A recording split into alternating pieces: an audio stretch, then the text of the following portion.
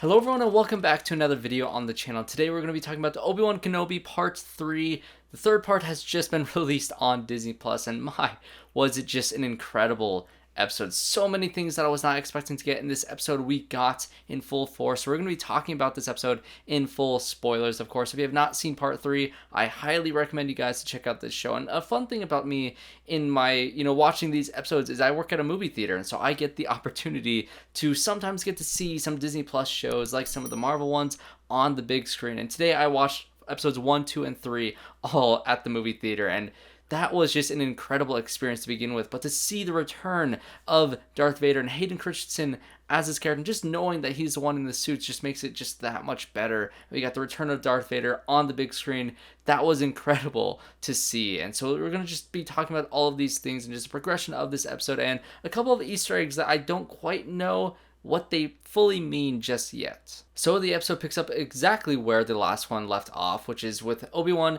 and Leia being on this transport, this cargo transport to this new planet, because they're still on the run from the Inquisitors or from Vader, from all these different things. Kenobi has just learned that Anakin is alive, and you get to see a montage of Obi-Wan just trying to reach out to Qui-Gon or trying to reach out to something to get some sort of sense out of what is going on, and you get to see Vader being suited up from the back of the tank, which is really cool to see the whole process of him being put together in the suit, and you get to see him on his throne in Mustafar, and you get to see him talk to Reva and figure out the plan of trying to track down Kenobi and take him out. And you also get some more reasoning as to why Reva wants Kenobi so bad, which is what I want to talk about in this episode, which I mentioned briefly in the last one, which is her motivation, whether there's something personal with her and Kenobi, or if she's just trying to get in good graces with Vader. And I still think there is an opportunity or a possibility of it being personal as well, because of course we got the Order 66 flashback in the first episode, and so maybe that was her in the flashback. She's one of the little girls that was, being attacked and trying to run away, and maybe she says in this episode as well as the last episode where she's basically saying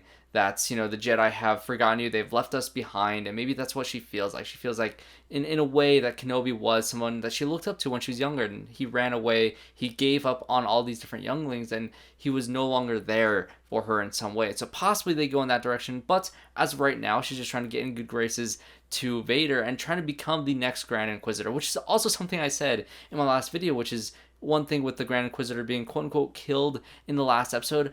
I still think there's a chance that he might not be dead and it's just, kind of a red herring. He's kind of off on the sideline because we want Reva to be the main villain of this show besides Vader. So you kind of take him out, push him off on the side for now, focus on Reva and her motivations of becoming the next Grand Inquisitor. And maybe there's just another version of that character in the same species that becomes the Grand Inquisitor, and that's why he doesn't look exactly the same as how he did in Rebels. So maybe that's a theory, maybe it's not, who knows. But one thing for sure is that I really love the character of Reva and just her intensity and this divide that has been formed between all these different Inquisitors. And you have the fifth brother also trying to get in good graces with Vader, trying to get Kenobi so he can possibly be the next Grand Inquisitor. And there's this conflict between these characters of who's going to be the leader that I really do love. And if they were all on the same page, that wouldn't make sense, because the Sith, they have the rule of two for a reason, because the Sith all being together, when there was a bunch of them, they would always betray each other and try to get in front of each other and try to be the one in power, and that's just what the Sith do. And so it just makes fully sense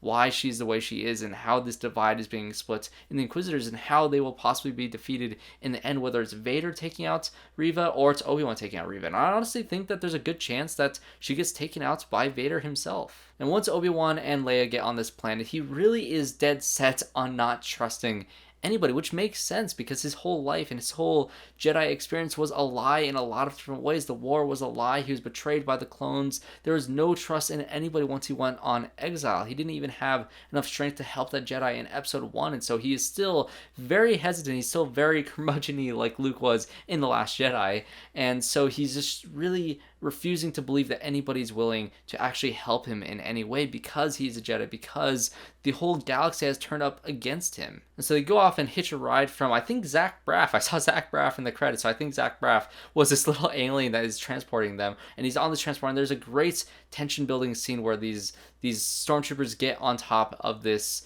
transport, and they're trying to figure out who's lying or who's not lying, and he says the wrong name to Leia, and that was a great moment, but he's able to get away with at that point, and they have a great conversation with each other, talking about essentially how Leia believes that the lie Kenobi said to these stormtroopers is actually true, that he actually does know her mother, and she thinks that he is also possibly her real father. And that great conversation that they had, again, this character building and this relationship between these two is very fascinating to see them build up to that thing to make, Leia believe that, Obi-Wan Kenobi was her only hope in A New Hope. So I love that they're building this relationship, and it's such a great idea because you can't do that with Luke, obviously, so why not do it with Leia? Have that stakes. And this little actress, she's growing on me so much. I love her personality, and she was so great in this episode, especially once, Obi-Wan and her are in danger of these stormtroopers and this probe droid, and he's able to take them all out, but she is just scared by the situation, and she's actually fearful. She's kind of wishing that she actually is home. This first episode, she was like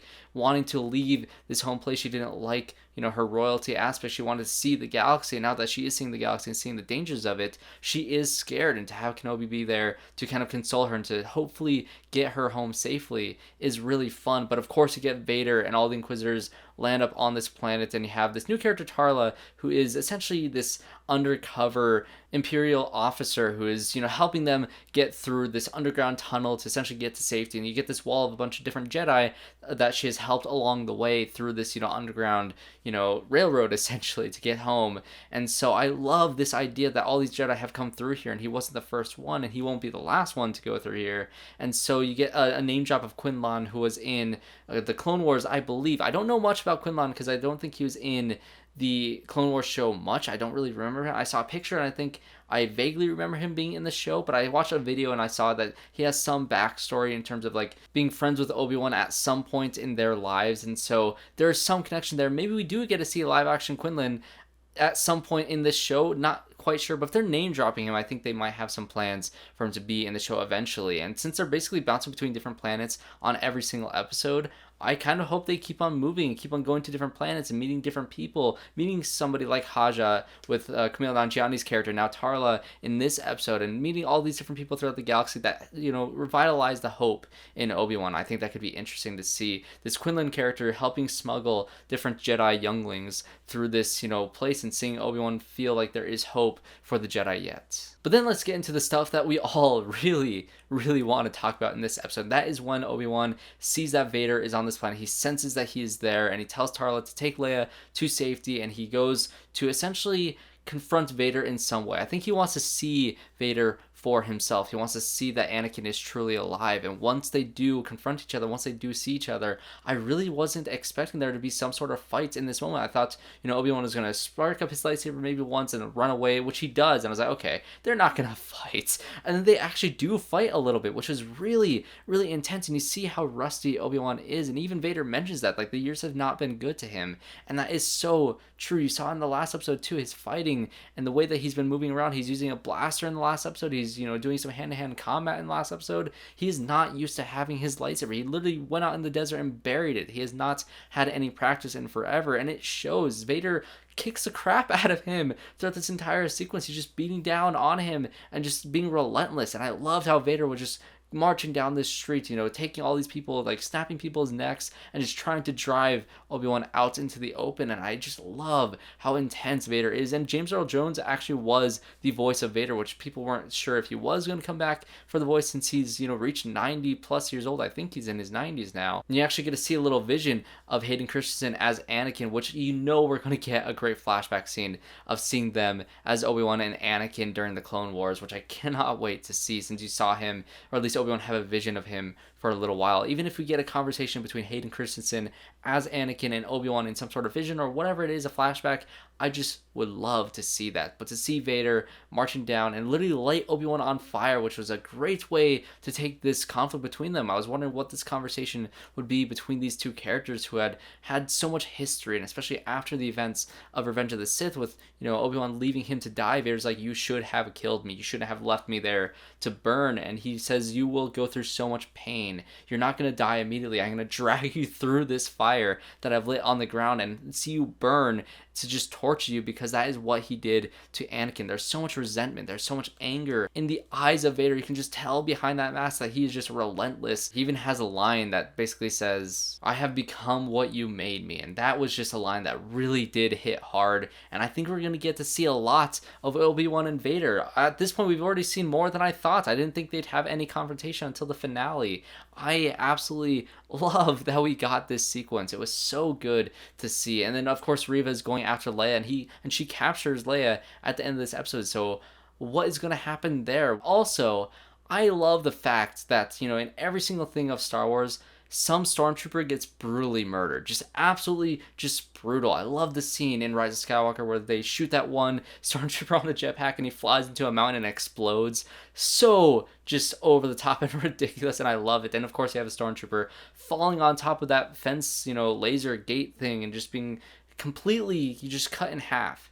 That was incredible. I love that stuff in my Star Wars. So what did you guys think of episode 3 or part 3 of Obi-Wan Kenobi? Is this your favorite episode so far? It might just be my favorite episode. This series is building in such great ways, and I love the direction that they're going with this, and I cannot wait to see the next 3 episodes. We're already halfway done, which is kind of sad, but I am just loving it so far. So if you enjoyed this review, make sure you guys leave a like and subscribe to the channel to see more videos just like this one. I just reviewed all of the 7 episodes of Stranger Things Season 4 Part 1 that is now on the channel. All 7 episodes I watched over the weekend, which I love that as well. So see my review of that, my past reviews of Obi-Wan Kenobi, and just other movie reviews that I'll have out throughout the week. So thanks everybody for watching this video, and I hope to see you all in my next one.